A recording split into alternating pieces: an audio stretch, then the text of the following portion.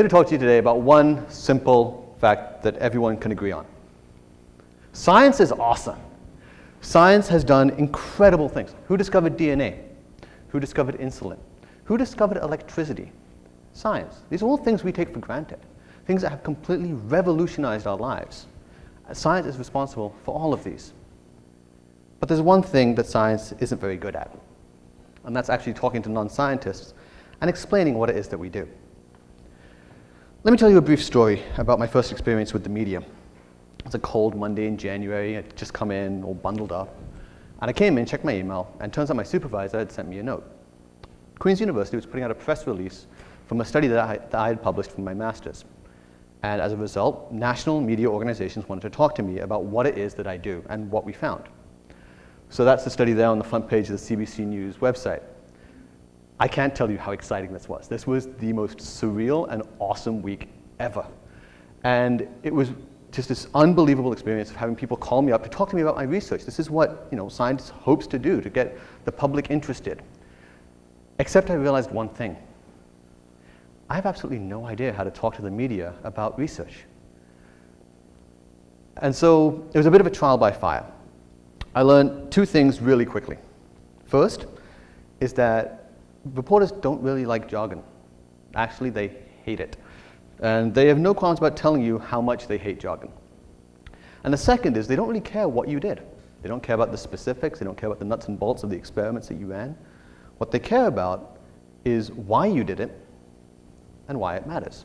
It makes a lot of sense when you think about it. The reporters aren't going around trying to design the next study or write the next grant application. They want to write up a 750-word article to put on the internet, and that's what their goal is, right?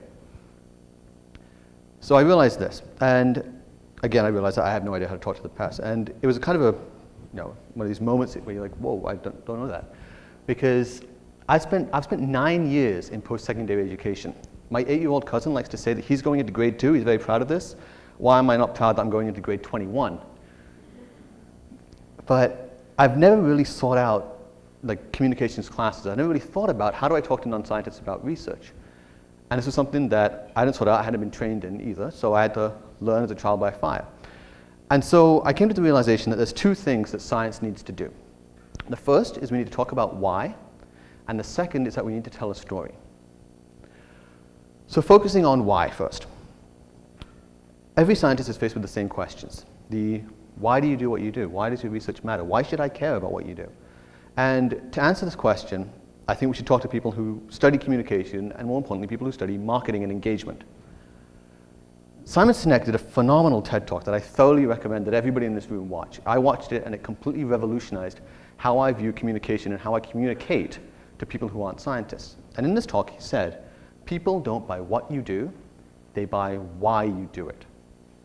They don't buy what, they buy why.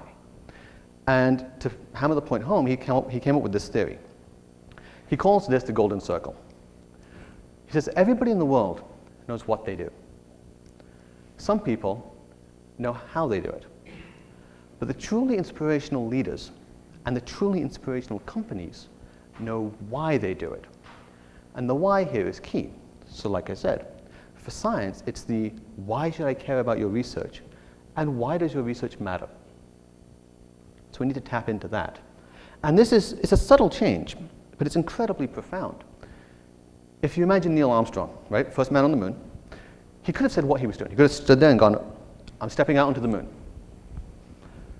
Kind of dull, kind of boring, okay, yeah, you stepped out, it's great. He didn't say that. What he said was, this is one small step for man, one giant leap for mankind. He taps into why, and suddenly, just by changing what he's saying, but ever so slightly, he taps into why, and you realize just how momentous this occasion is. Now you're thinking, okay, I'm with you. How does storytelling fit into this? I think that storytellers are some of the most effective and compelling communicators on the planet, bar none. Who here cried at the end of Marley and Me? Or in the first 10 minutes of Up? Or if you've ever finished a book and you were happy that the book was done, but you were kind of sad because it's like, you finished this great moment and you're like, I'm sad that it's over. If you've had that feeling, you know exactly what I'm talking about. Storytellers know how to engage people. They know how to connect with the why. It doesn't matter what the premise is, whether it's slaying dragons, returning a ring to Mordor, exploring strange new worlds, whatever. Yes, I'm a nerd. It doesn't matter what the premise is. Storytellers can engage you because you understand why. But there's one thing that I think we should learn from storytellers, and that's how to build a narrative. Often what happens in science is we talk about our research in a little tiny box. This is what I did. This is my research. But that's not science. When you're doing an experiment, there's a whole host of studies that have been done before. Reasons why you think this experiment is worthwhile. And there's a lot of stories that come afterwards, or a lot of implications of your research, or why it matters. When you're talking to a non-scientist, the tendency is to forget that people don't know the before and after parts. But if you talk about it as a holistic group, it's a lot easier for people to understand and engage with what you're saying. I also think that every single person on the planet is capable of understanding high-level concepts. Concepts that you may think, well, that's really beyond me. No, I think that the emphasis there is on the scientist to communicate them in a way that you can understand.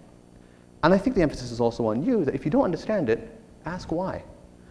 Because I think that there's no gene for curiosity. I think we're all innately curious. It's finding a way to tap into that that's important. Now, is this easy? No, it's incredibly difficult. It's a really difficult task to do, especially when you're trained to not do it. But is it worthwhile? Absolutely.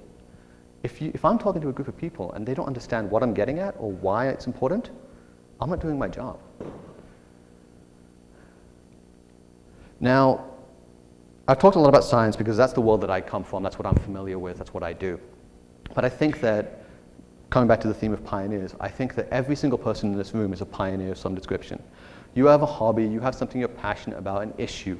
There's something that makes you a pioneer. And so my request to you, the last 30 seconds or so that I have, is that you take this away today. Next time somebody asks you what you do or what you're passionate about, don't define it. Don't tell them what. Don't break it down into itty-bitty pieces. We all have cell phones. We can look on Wikipedia and get the answer ourselves. But there's one thing we can't get: the why.